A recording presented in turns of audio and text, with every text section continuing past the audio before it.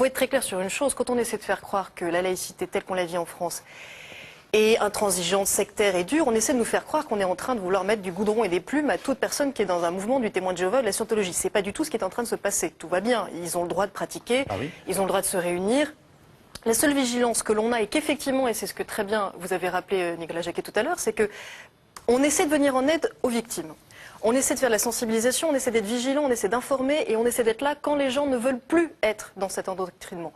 Et pour être vigilant, il y a plusieurs outils assez souples, assez soft finalement, à la disposition de l'État. Il y a l'information, et c'est le rôle de la Miviludes, c'est le rôle de la DFI.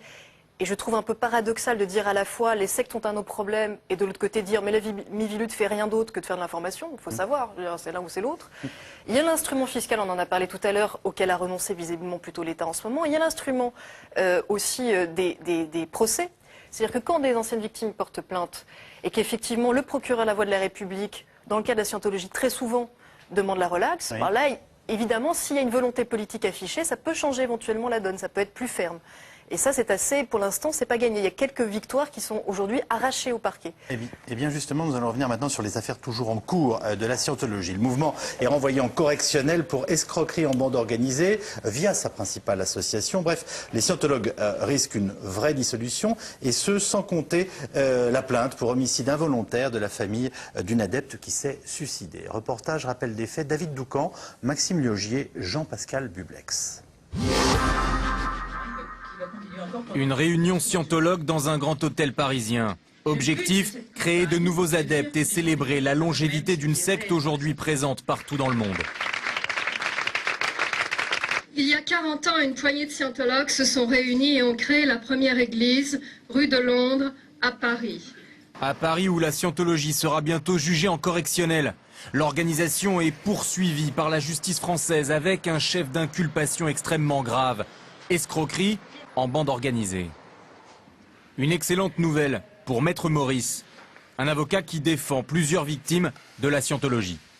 La scientologie, c'est une entreprise qui est très bien organisée, avec des structures parfois opaques, et qui n'a d'autre perspective que de capter la fortune d'un certain nombre de victimes, et puis d'assouvir à travers ses moyens financiers une certaine puissance, en faisant croire derrière un masque prétendument philosophico-religieux qu'elle se voue au bien de l'humanité, ce qui est un véritable leurre. C'est la première fois que la scientologie est jugée en tant que personne morale. L'organisation pourrait être dissoute en France au terme de ce procès qui devrait se tenir en 2009. Par le passé, les poursuites judiciaires ont été nombreuses. La scientologie a souvent obtenu des non-lieux, mais aussi 3 condamnations, comme ici à Lyon en 1997. L'ancien président de la scientologie avait été condamné à 3 ans de prison avec sursis et 500 000 francs d'amende, pour escroquerie notamment. Et pourtant, par la voix de sa porte-parole, la scientologie continue à afficher un visage respectable et serein, en dépit des procédures en cours. On a l'impression que l'antisectarisme s'est un peu dégonflé, même sérieusement dégonflé. Nous sommes en France depuis 45 ans maintenant. Maintenant, ça y est, quoi. Il faudrait peut-être que le regard change, si vous voulez. Je pense que c'est en train de se faire aussi. Le mouvement, considéré comme une secte en France, fut fondé par Ron Hubbard, un ancien auteur de science-fiction vénéré par les scientologues comme un gourou. Ron Hubbard conçut l'image d'un monde où l'homme pourrait s'élever au-dessus de ses problèmes et souffrances et parvenir à un bonheur véritable. Pour évoluer dans la secte, il faut remplir des questionnaires et passer le test de l'électromètre censé repérer les faiblesses de chacun. L'appareil est fabriqué par la secte et vendu aux adeptes pour près de 4 000 €. Puis il faut acheter des ouvrages et suivre des stages payants. Alain Stoffen est pianiste professionnel. Il a quitté la scientologie après 15 ans de ce qu'il appelle aujourd'hui un calvaire. Au final, 40 000 € de préjudice selon lui. Mais la scientologie n'est pas qu'une escroquerie, dit-il, c'est aussi une aliénation. Moi, j'ai vraiment subi à mon insu un viol humain, un viol moral, quoi. tout au long de mon histoire au sein de la scientologie, j'étais intimement persuadé de penser par moi-même et de devenir de plus en plus authentique, alors que c'est vraiment l'inverse qui se passe. On est complètement dépossédé de sa propre personnalité, on devient une espèce de sujet complètement sous l'emprise d'une organisation totalitaire. Et donc, en fait, c'est comme si on est dans une prison sans barreaux, quoi. Et donc, moi, j'avais vraiment l'impression, tout au long de mon histoire, de mon expérience au sein de la scientologie, ou de mon parcours au sein de la scientologie, d'être heureux. Mais maintenant, aujourd'hui, avec le recul, je sais que j'étais heureux, mais au même titre qu'un alcoolique lobotomisé qui se sentirait heureux quand il est ivre et quand il est dans son monde, quoi. Donc c'est vraiment du même niveau, quoi. La scientologie a de nouveau été mise en cause récemment après le suicide de cette femme. Gloria Lopez a expliqué dans des lettres ne plus pouvoir faire face aux dettes contractées pour suivre les formations de la scientologie. Sa famille a décidé de porter plainte, une procédure de plus engagée en France contre la scientologie. Nouvelle question SMS est simple. La scientologie est-elle une secte? Et si oui, sera-t-elle interdite en France? Qu'en pensez-vous, Georges Fenech? Bon, Jean-François Colosimo l'a très bien dit tout à l'heure, il n'y a pas de définition juridique de la secte. Et ne comptez pas sur moi pour en donner une. Moi, ce qui m'intéresse, ce sont les dérives sectaires. Oui. Tout ce qui est contraire à la loi et à l'ordre public. Vous me parlez de religion, vous me parlez de laïcité, je vous parle de Gloria Lopez, qui se met devant un train, les bras comme ça, ouverts, et avec un sourire. Une mère de famille qui n'en peut plus. Je vous parle de Patrice Vic qui s'est défenestré, l'affaire que j'ai instruite. Je vous parle de ces dizaines de plaignants qui sont totalement dépouillés de leur fortune, de leurs biens, qui se retrouvent totalement démunis dans la société. Je vous parle de Nicolas Jacquette qui aujourd'hui exprime sa souffrance. Je vous parle des attouchements et des atteintes et agressions sexuelles sur des mineurs dans pas mal de communautés. Je vous parle, je crois que vous allez en parler tout à l'heure, de ces jeunes aujourd'hui qui se lancent dans le satanisme avec des conséquences dramatiques et notamment des suicides. Si les pouvoirs publics doivent se désintéresser de cela parce qu'il y a un label religieux, je dis dans quelle société nous vivons.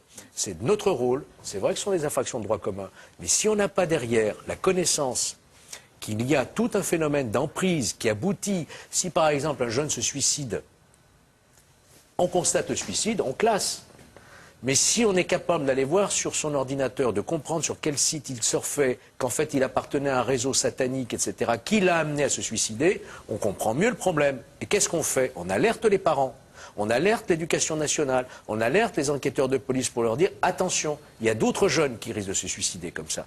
C'est ça notre rôle, c'est informer, alerter sur les dangers. Alors je vous pose la question, puisque vous y avez en fait très clairement répondu, mais on peut en quelque sorte faire évoluer la question de téléspectateurs. C'était la scientologie pratique-t-elle des dérives sectaires? Et si oui, est-ce que ça peut aboutir à son interdiction en France? Le tribunal correctionnel de Lyon a condamné la pratique de l'électromètre, la pratique de la purification, l'administration de vitamines, tout cela a été condamné et a été clairement explicité dans le jugement, confirmé par la Cour d'appel, confirmé par la Cour de cassation. Entre-temps, il y a eu la loi dite Abou-Picard, la loi de 2001, qui incrimine l'abus de vulnérabilité. Dans cette loi, qu'est-ce qu'il est dit? Il est dit qu'à la deuxième condamnation d'une personne morale, le tribunal peut dissoudre ce mouvement.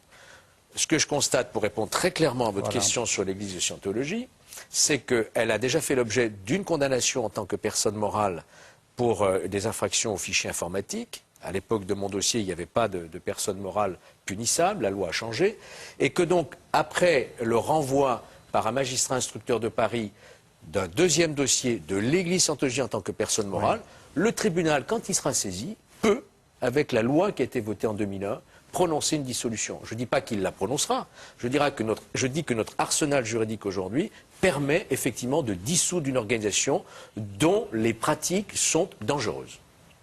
Qu'est-ce que vous en pensez? Je pense qu'il faut distinguer, encore une fois, le travail de sensibilisation sur ce qui relève ou non d'un mouvement sectaire. Et c'est nécessaire de le faire parce que ça permet à la fois éventuellement à des adeptes à l'intérieur de prendre conscience qu'ils sont dans un processus d'endoctrinement et en même temps de leur signaler que s'ils en sortent, ils trouveront de l'aide. Là-dessus, les critères sont, il faut le dire, il faut l'assumer, sont très complexes à établir.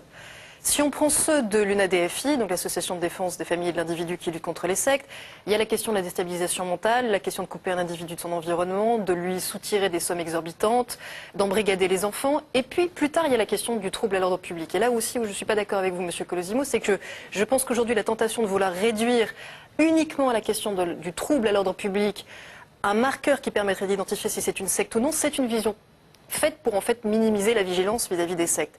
Ensuite, il y a la question de la dissolution, qui là s'applique à tout